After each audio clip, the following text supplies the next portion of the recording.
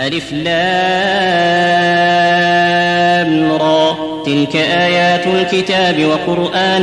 مبين ربما يود الذين كفروا لو كانوا مسلمين ذرهم يأكلوا ويتمتعوا ويلههم الأمل فسوف يعلمون وما أهلكنا من قرية إلا ولها كتاب معلوم ما تسبق من أمة أجلها وما يستأخرون وقالوا يا أيها الذي نزل عليه الذكر إنك لمجنون لو ما تأتينا بالملائكة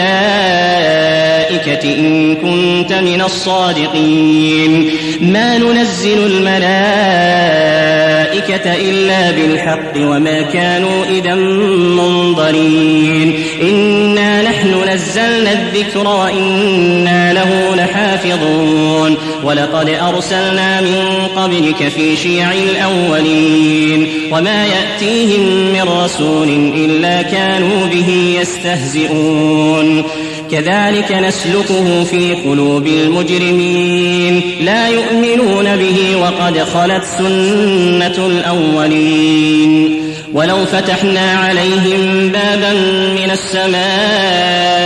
فظلوا فيه يعرجون لقالوا إنما سكرت أبصارنا بل نحن قوم مسحورون ولقد جعلنا في السماء بروجا وزيناها للناظرين وحفظناها من كل شيطان رجيم إلا من استرق السمع فأتبعه شهاب مبين والأرض مددناها وألقينا فيها رواسي وأنبتنا فيها من كل شيء موزون وجعلنا لكم فيها معايش ومن لستم له برازقين وإن من شيء إلا عندنا خزائنه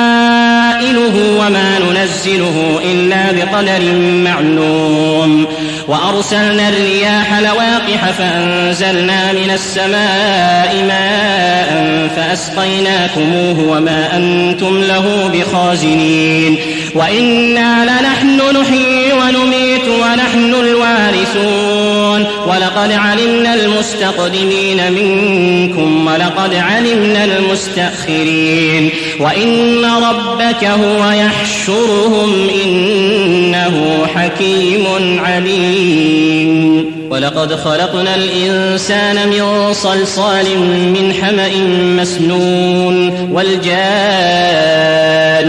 خلقناه من قبل من نار السموم وإذ قال ربك للملائكة إني خالق بشرا من صلصال من حمأ مسنون فإذا سويته ونفخت فيه من روحي فقعوا له ساجدين فسجد الملائكة كلهم أجمعون إلا إبليس أبى أن يكون مع الساجدين قال يا إبليس ما لك ألا تكون مع الساجدين قال لم أكن لأسجد لبشر خلقته من صلصال من حمأ مسنون قال فاخرج منها فإنك رجيم وإن عليك اللعنة إلى يوم الدين قال رب فأنظرني إلى يوم يبعثون قال فإنك من المنظرين إلى يوم الوقت المعلوم قال رب بما أغويتني لأزينن لهم في الأرض ولأغوينهم أجمعين إلا عبادك منهم المخلصين قال هذا صراط علي مستقيم إن عبادي ليس لك عليهم سلطان إلا من اتبعك من الغاوين وإن جهنم لموعدهم أجمعين لها 7 أبواب لكل باب منهم جزء مقسوم إن المتقين في جنات وعيون ادخلوها بسلام آمنين ونزعنا ما في صدورهم من غل إخوانا على سرر متقابلين لا يمسهم فيها فيها نصب وما هم منها بمخرجين نبئ عبادي أني أنا الغفور الرحيم نبئ عبادي أني أنا الغفور الرحيم نبئ عبادي أني أنا الغفور الرحيم وأن عذابي هو العذاب الأليم ونبئهم عن ضيف إبراهيم إذ دخلوا عليه فقالوا سلاما قال إنا منكم وجلون قالوا لا توجل إنا نبشرك بغلام عليم قال أبشرتموني على أن مسني الكبر فبم تبشرون قالوا بشرناك بالحق فلا تكن من القانطين قال ومن يقنط من رحمة ربه إلا الضالون قال فما خطبكم أيها المرسلون قالوا إنا أرسلنا إلى قوم مجرمين إلا آل لوط إنا لمنجوهم أجمعين إلا امرأته قدرنا إنها لمن الغابرين فلما جاء آل لوط المرسلون قال إنكم قوم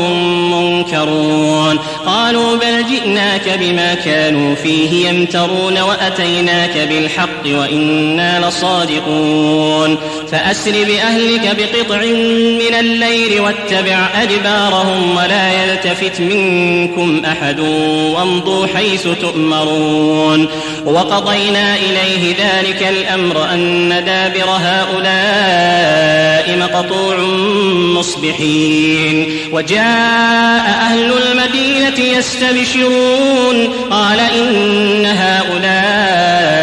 ضيفي فلا تفضحون واتقوا الله ولا تخزون قالوا أولم ننهك عن العالمين قال هؤلاء بناتي إن كنتم فاعلين لعمرك إنهم لفي سكرتهم يعمهون فأخذتهم الصيحة مشرقين فجعلنا عاليها سافلها وأمطرنا عليهم حجارة من سجيل إن في ذلك لآيات للمتوسمين وإنها لبسبيل مقيم إن في ذلك لآية للمؤمنين وإن كان أصحاب الأيكة لظالمين فانتقمنا منهم وإنهما لبإمام مبين ولقد كذب أصحاب الحجر المرسلين وآتيناهم آياتنا فكانوا عنها معرضين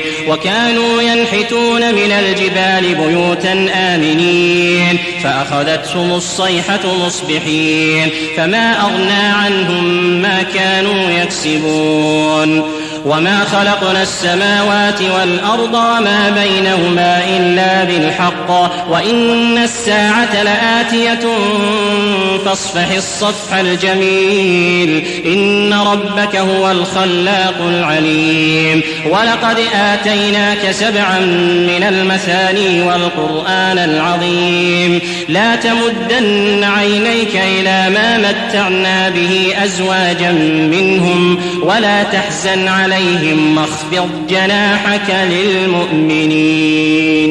وقل إني أنا النذير المبين كما أنزلنا على المقتسمين الذين جعلوا القرآن عضين فوربك لنسألنهم أجمعين عما كانوا يعملون فاصدع بما تؤمر وأعرض عن المشركين إنا كفيناك المستهزئين الذين يجعلون مع الله إلها آخر فسوف يعلمون